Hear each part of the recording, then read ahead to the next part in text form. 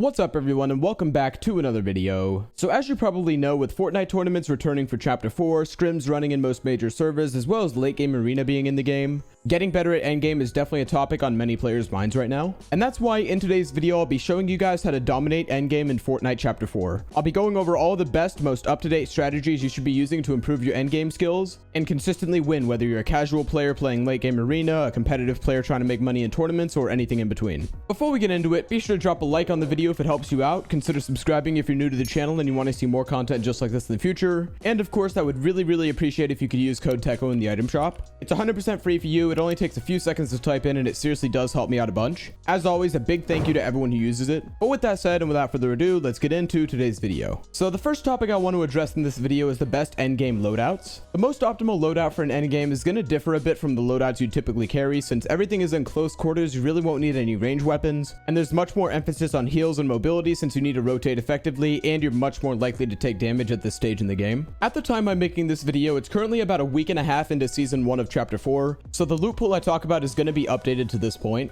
Keep in mind things may be nerfed, removed, or otherwise changed when you watch this video, but the same fundamentals should apply. First off, I prefer to carry just an SMG and shotgun in endgame. You're really not going to need an AR once you're in the 5th or 6th zone, since you won't be doing much work from range. At the moment, I recommend the twin mag SMG as well as the thunder shotgun. Following that, you're going to want to hold 1 or 2 mobility items. At the moment, I recommend holding the shockwave hammer so you can rotate, and there really aren't any other mobility items you'll need for endgame. Finally, you're going to have 2 heal slots which you should probably use for quick heals. By quick heals, I mean anything you can use in a bind. This may include chug splashes, minis, slap juices, or any other items you can pop quickly and continue moving. So overall, that should be the optimal loadout for endgame. In team modes, you could get away with holding something like an Excalibur rifle if you're a support player, since you can look back and blow up builds when people are in shambles as well. Next up, the second topic I want to go over in today's video is layering. Layering is basically the concept of placing yourself on different layers of height depending on your situation. In a traditional endgame, you're going to have 3 main layers. Those are going to include low ground, mid ground, and high ground. Low ground is generally where you're going to find the players that are weakest. Usually they're out of materials and just trying to get a desperation kill to get back into the game. Generally, low ground is a rough place to be because the people there really don't have anything to lose, but they have a lot to gain.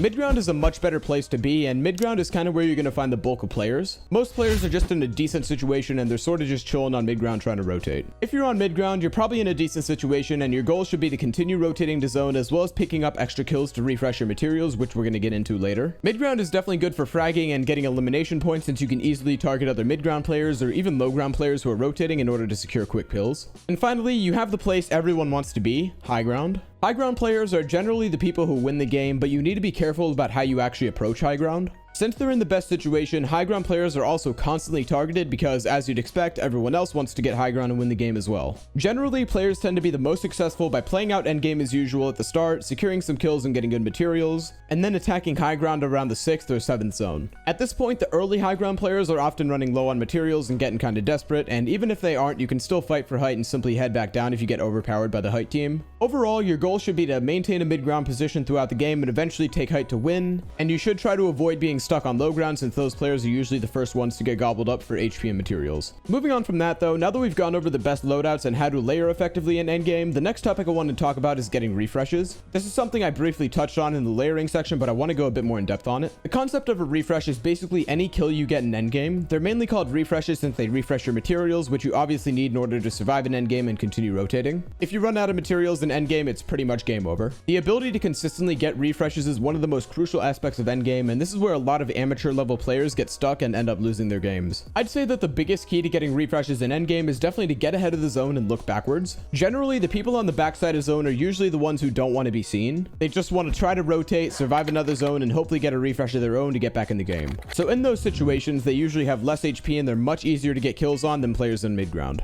Although you can still look for mid-ground fights, they're definitely a lot more difficult to secure refreshes on compared to low-ground players simply because they're in better situations. Keeping your materials up is absolutely crucial in endgame, so that's why you should constantly be staying ahead of zone while keeping your eyes out for any refreshes you can grab. So overall, in order to secure more refreshes, stay ahead and look back to get easy kills. If you get really low on materials and you can't find any easy kills, then you can box fight a mid-ground player, but that should probably be more of a last resort option rather than your first choice, simply because it's a lot more risky. If you're absolutely insane mechanically, you can still do it, but I just don't recommend it as your first option. Getting into our last part of today's video though, and the last thing I want to discuss is the various ways you can actually practice your endgame skills and become better at it. Now that we've gotten the primary theory concepts of endgame down, the last stage is to practice it in reality. So the first practice method for endgame is a classic option, which is zone wars. Zone wars are a bit more of a beginner option for the fact that they're in creative, so the players generally aren't as crazy as the ones you'd find in a scrim or in a tournament. However, zone wars still work perfectly fine for the purposes of practicing the fundamentals of endgame and practicing fighting under pressure, which happens an absolute ton in endgame. Although they aren't the perfect form of endgame practice, they certainly do help, especially if you're not quite as advanced and if you don't actively play tournaments and whatnot. They're not quite as stacked as like the most crazy tournament lobby, but they're still pretty good. So with that said, I'll put the code up on screen right now to the 32 player zone wars map by Droya, which I'm pretty sure is the most popular zone war map currently. If you hop into matchmaking and you find a decently skilled lobby, you should be able to get some solid endgame practice in this map.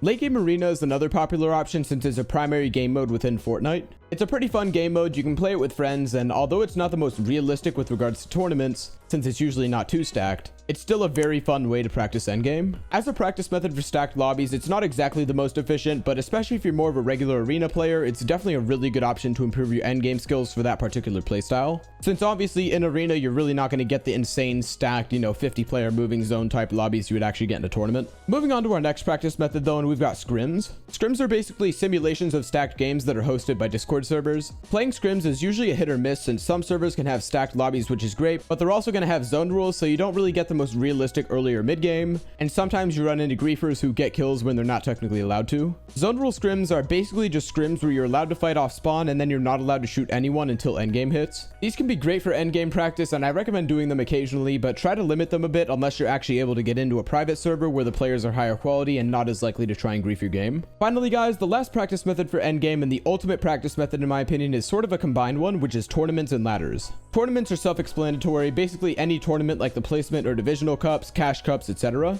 And ladders are basically tournaments hosted by scrim servers where you can rank up in the server and gain access to higher ranked ladders and scrims. If you're looking for a scrim server to play ladders or even just regular scrims in, I'd recommend you probably just Google like best scrim servers for NA East, NA West, Oceania, or whatever you play on. You should be able to find a pretty good scrim server for basically any server, it just might take a bit of research. These two methods are great though because obviously tournaments are the real deal and give you super realistic practice, and ladders are usually just regular tournament games, except they're not technically an Epic Games tournament. They're basically like a privately hosted tournament. Either way though, you're still getting some very good, highly realistic practice in, and you should see some major improvement in your endgame and in your overall skill level as well. I seriously recommend you guys, if you're trying to improve at this game, that you play every single tournament you have access to. I know you might think you're not good enough to play tournaments, but trust me, it is such good practice and you'll gain so much valuable experience. One quick side note I want to give you all before we end off today's video is that you should absolutely try to VOD review your endgames as often as possible. Endgames are super chaotic and you may get confused in the mess, so it's super important that you look back on your gameplay from an objective view after playing it to see what you really did wrong that led to your death. VOD reviewing basically just means watching back your gameplay to figure out what you did right and wrong, and it's so important, especially when you're trying to be a solid competitive player and improve in certain areas, particularly endgame. So all in all, definitely give these practice methods a shot, and also be sure to VOD review your endgames to figure out what you're doing right and wrong so you can actually develop a plan to improve at endgame moving forward. But with all that said guys, that's going to wrap it up for today's video on how to dominate endgame in Fortnite Chapter 4. Overall, by learning all the concepts I discussed in this video as well as grinding the practice methods I discussed, you should find yourself consistently improving in endgame and winning more often as a result. If you found this video helpful, then be sure to drop a like on it and consider subscribing as well if you're new to the channel and you want to see more content just like this in the future. And as well as that, it would really mean a lot if you could use code Teckoh in the item shop.